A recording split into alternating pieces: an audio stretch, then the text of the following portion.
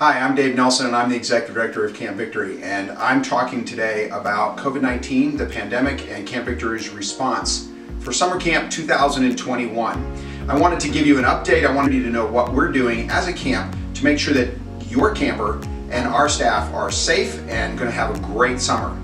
Let me start out by saying that, first of all, we had a fantastic summer 2020. We had a great time. We weren't able to run overnight camp, but we did run day camp. We had a really good response. We didn't have a single case of reported of COVID-19, so that was really good. We followed all the CDC and the Minnesota Department of Health guidelines, and that made a big difference in how we did our camp program. And we're planning to run camp very similar to what we did last year. So if your camper came last year, you'll know what to expect, but if not, we're really looking forward to it. Registrations are coming in, so if you haven't had a chance to register for summer camp, I encourage you to take a moment and get online and register, because we are going to fill up this year. We're pretty sure that we're going to fill up all of our spots. So we're going to be talking a little bit about what's going on, where we're going, and how we're doing COVID-19.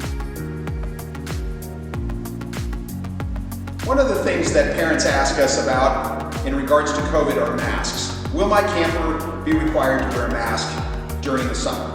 The answer to that question is kind of a yes and a no. I'm making this video right now in February, so following the Minnesota Department of Health and the guidelines from the CDC, they are requiring masks indoors. Obviously, we're going to keep up to date with all of the standards and all of the guidelines, and if they change, we'll keep you up to date on what's going on, and we'll try to redo this video as well. But currently, the standards say that when people are indoors, they have to wear a mask. So that means that, will your camper have to wear a mask? Yes, in certain circumstances, but not all the time. In fact, most of the time, they will not have to wear a mask. That means that if they're in the dining hall, like where we are right now, and they're coming in to eat, on the way in, they'll wear a mask. If they're on the bus, they will have to wear a mask. In the cabin, inside the cabin with their group, what the CDC refers to as pod groups, we call them cabin groups, or in day camp we call them family groups. But when they're in the cabin, when their cabin group is in the cabin, they will not have to wear masks. When we eat indoors, the family group or the cabin group will have their own table. So staying within those pod groups, they'll be able to come in and sit at the tables, and they'll be served at the table. So last year we used boxed lunches. Our kitchen staff made the boxed lunches, put them together. The counselors came and got the boxed lunches and brought them to the kids. If in day camp you decide not to get the hot lunch option, we will have your lunches in the cooler, and the counselors will get those and bring them out to the kids, so that the kids are not moving about, milling about, and cross-contaminating any chance of that kind of thing happening. We're bringing the meals to them.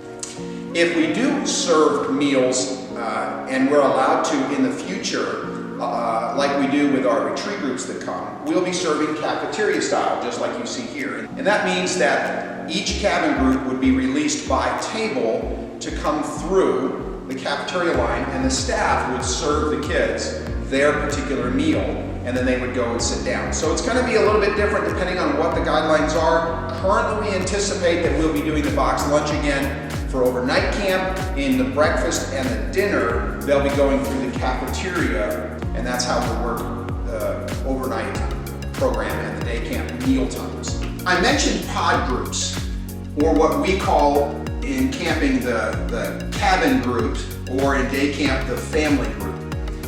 The cabin group will be able to maintain social distancing because we'll be able to do head to toe or toe to head in regards to our bunk beds. Our bunk beds are about 4 feet apart, but when you sleep head on that end, toe on this end, you'll be able to maintain that 6 feet apart, maintaining social distancing, so the cabins will work really well. Currently, in February 2021, Health Department guidelines say 10 per people to a cabin. We anticipate that will go to no more than 15 people per cabin, which really works out really well for Camp Victory because we have no more than 14 to a cabin. Some of our cabins are only 12 in a cabin. So we'll be able to have maintain our 1 to 6 counselor to camper ratio, just like we have always done in our overnight camp program, and the kids will continue to be safe.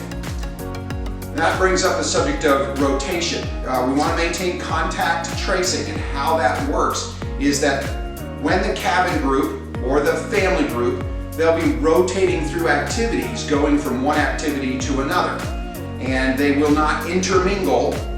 That means that we'll be able to have the kids go to, as a cabin group, go to an activity. They'll have choices of where they want to go. They'll be working together, building relationships in that cabin, being able to go to laser tag or archery or the black hole or the zip line or different activities as a group during the day, during the activity. At core activity time, they'll be going to the activity that they have chosen, or the specialty. So if it's sewing camp, or if it's culinary camp or drone camp, they will go to the activity to learn their activity. Our instructors will be wearing masks when they teach, so that that contact tracing can be kept. And that's really, I think, the final thing that we need to discuss is how do we deal with reporting? So if we're contacted that a camper is by you or by another parent that their child has tested positive for COVID, because we've kept the kids in pod groups or in their family group or their cabin group, we'll know who they have come in contact with. And that means we don't have to shut the whole camp down. It's the same thing that the school systems are doing, where Monday, Wednesday is group A, Tuesday, Thursday is group B. They're contact tracing. They know who they have come in contact with, so just that group is affected.